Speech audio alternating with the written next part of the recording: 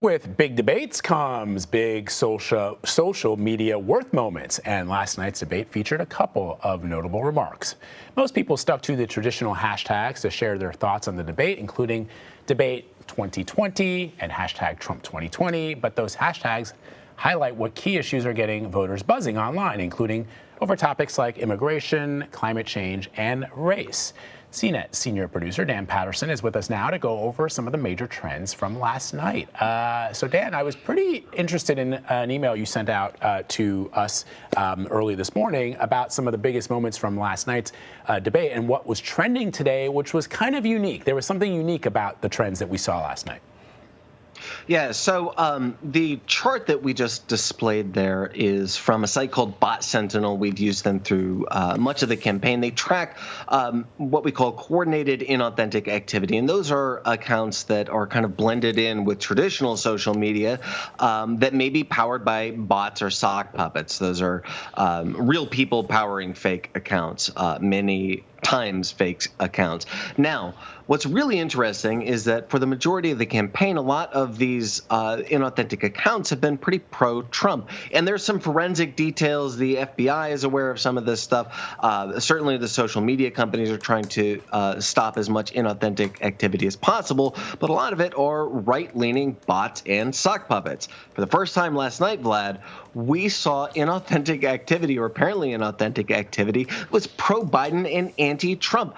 One of the trends that we saw was test Trump for Adderall. Of course, there has been this conspiracy theory, this misinformation floating around that the president abuses Adderall. There was another inauthentic tag that appeared to push test Trump, test all Trump for coronavirus. So what's really interesting about that is that it flips this script. The dynamic we've had all campaign season has focused most inauthentic activity on the hard right, and now it's shifting to the hard left. Really interesting trends right now.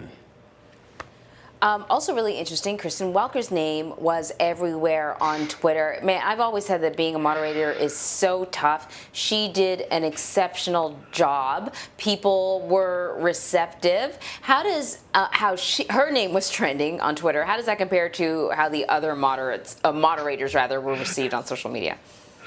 Anne-Marie, this is fascinating. So if there was one winner of last night's debate, it was absolutely NBC moderator Kristen Welker. In fact, we saw in this very short period of time, I use a program called Meltwater that lets me look at the broad Twitter ecosystem. I'm not talking about the rest of the social media ecosystem, but we saw in a very short period of time almost 500,000 tweets, all positively speaking about Welker. But let me mix in something that's really interesting. When we add those inauthentic accounts that we were just talking about, the sentiment analysis shifts from almost entirely positive to almost entirely negative. In fact, so much so that there's only a 3% positive ratio when you mix in some of those inauthentic accounts. It shows you the power of propaganda on social media. Really fascinating. You also noted the rise of anti-Trump memes after this debate. And there are some pundits mostly, who have suggested that the next 11 days or so, we have not yet begun to see the depths of what will trend on social media and on the internet with regards to some of these candidates, that it's going to get really ugly. But what did you note as far as anti-Trump memes over the course of the evening, and why is that so interesting to you? Well, Vlad, it's really interesting because there has been kind of this quiet war happening within not just the Democratic Party, but left-leaning, politically active, tech-forward people all summer. And that is, to what degree do we, as that type, not me, but that organization, engage in very similar tactics? So do we try to use bots? Do we try to use propaganda, maybe inauthentic accounts or sites that spread cherry-picked left or right-leaning news? So when we start to see trends like this surface, it's not proof that these tactics are at play, but it is certainly something that would it's a flag that says something has shifted, something different is happening. And you're very right, Vlad.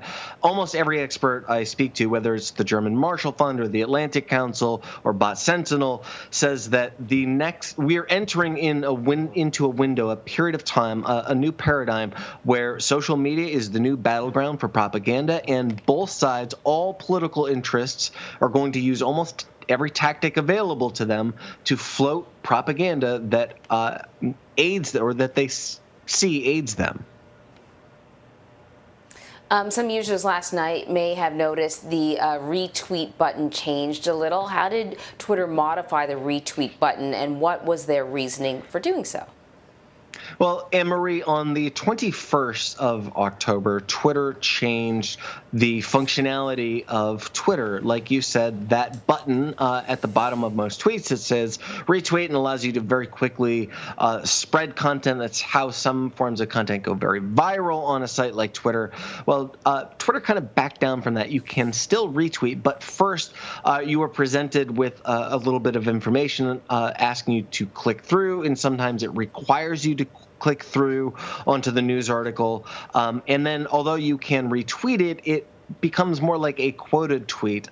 So the attempt here is to kind of slow down the virality of political and potentially partisan content. The effects of this we're still kind of figuring out. We'll watch over the coming weeks and months. They should just remove, I mean, it's not hard. Just get rid of people who are peddling lies and misinformation. Make it the community that you want it to be. I know that there's a whole issue around free speech, Dan, but it's a private company. They can do whatever they want. Yeah. And so if, the intention is to, spread joy and to bring people together, and however that may work, that's great. But if the intent is to harm people, then they should, people who run that company, and Jack and the others, should think about that and do what's best. Not make my life harder when I'm trying to retweet something and have me go through like more steps than I need to go through. I mean, I don't think anybody's down for that. So let me ask you about election security. Following that FBI conference on voter intimidation emails from Iran, how are the candidates responding, and are they taking these threats serious enough?